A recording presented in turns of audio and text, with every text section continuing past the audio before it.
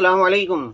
आज के इस वीडियो के अंदर हम एक ऐसे नौजवान के मुताल्लिक गुफ्तगू करेंगे कि जिसने अपने बाप की इस्लाह के लिए ऐसा अमल किया कि आज के दौर के अंदर आप किसी और नौजवान के मुताल्लिक ऐसी तवक्को नहीं रख सकते हैं। लेकिन उससे पहले हमारे चैनल को सब्सक्राइब करें, लाइक करें और शेयर करें। अरबाब तारीख ने लिखा है कि एक इमाम साहब कहते हैं कि एक दिन एक शख्स मेरे पास आया और वो कहने लगा कि मेरा बेटा अजीब अजीब हरकतें कर रहा है और अब तो उसने बहकी बहकी बातें भी करनी शुरू कर दी है। मुझे लगता है कि उसके ऊपर किसी ने जादू कर दिया है या किसी जिन्नात वगैरह का उसके ऊपर साया है। और वो बाप कहता है कि अब मेरे बेटे के मुतालिक मुझे कुछ समझ नहीं आ रहा है कि क्या करूं। इमाम साहब ने कहा कि ठीक है, आपके बेटे को आप मेरे पास भेजिए।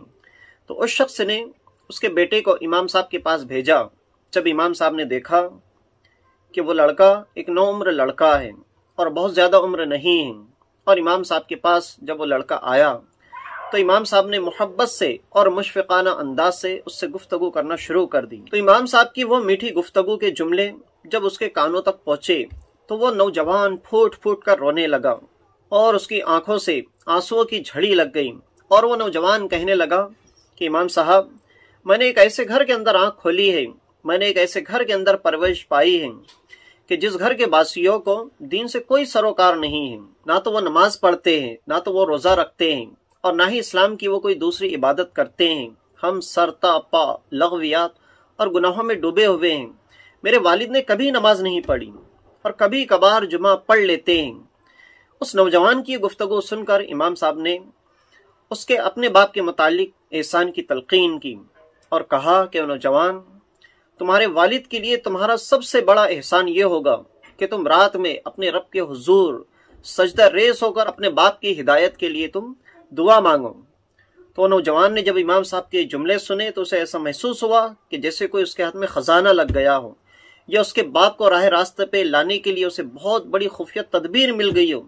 लिहाजा वो खुशी खुशी अपने घर गया और घर जाने के बाद इस अमल के ऊपर उसने इस्तिकामत इख्तियार कर ली। उसका ये आलम था कि जब रात होती और उसके सारे घर वाले ख्वाब गफलत में चले जाते, यानी वो सो जाते, तो वह नौजवान रात की तारीकियों में तन्हाइयों में उठता और उठने के बाद वज़ू करता और वज़ू करने के बाद अपने घर में जो कमरे थे उसमें से एक कमरा जिसके अंदर बहुत ज़्यादा तारीकी थी यानी अंधेरा था, उस कमरे के अंदर चला जाता और जाने के बाद वो नमाज तहज्जुद अदा करता और अदा करने के बाद वो अल्लाह की बारगाह में गिड़गिड़ा कर गिरी औजारी करता, सारों कतार रोता और अपने बाप की हिदायत के लिए दुआ मांगता।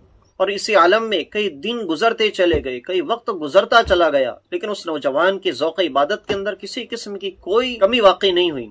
एक मरतबा यह हुआ कि उसका बाप कई सफ़र पे गया हुआ था, रात में ताख़िर से घर पर लौटा तो क्या सुनता है कि घर में से किसी के रोने की आवाज़ आ रही है। जब उसका बाप घर के अंदर दाखिल हुआ तो क्या देखता है कि उसके बेटों में से एक बेटा रात की तारीकी में तन्हाई में एक कमरे के अंदर मौजूद है। जब उसका बाप उसके करीब गया तो क्या सुनता है, उसका बेटा दुआ करता है, ऐ मालिक व मौला, मेरे वालिद मोहतरम को हिदायत नसीब फरमा। ऐ मालिक व मौला, मेरे बाप के दिल को दीन के लिए खोल दे और उसे अहले जहन्नम में ना करना। जब ये जुमले बाप के कानों के सामात के हवाले हुए तो उसका बाप हैरत ज़दा रह गया और हैरत और इस्तिजाब की तस्वीर बना कुछ देर खड़ा रहा। उसके बाद उसका बाप बाथरूम में गया और वहाँ पे गुस्ल किया। गुस्ल करने के आने के बाद अपने बेटे के पीछे वो नमाज के लिए खड़ा हो गया और जब नमाज पूरी हुई तो अल्लाह की बारगाह के अंदर अपने गुनाहों की मुआफ़ी मांगी और दोबारा उस रविश पे ना जाने का अहद किया। और उसके बाद अपने बेटे की ज़ौक़ इबादत को देखकर फूट फूट कर ज़ारो कतार रोने लगा और अपने गुनाहों की मुआफ़ी मांगी। इस तरह ये नौजवान अपने बाप के लिए और अपनी सारी ख़ानदान के लिए हिदायत का बाइस बन गया है। ये वाक़ये से हमें ये चीज़ सीखने को मिलती है कि दुनिया के अंदर जिनकी औलाद नेकोकार है, जिनकी औलाद तालीमात रसूल से आशना है, या जिन वालिदैन ने अपनी औलाद को तालीमात रसूल से आशना करवाया है, वह औलाद यकीनन वालिदैन के लिए फ़ायदेमंद होती है।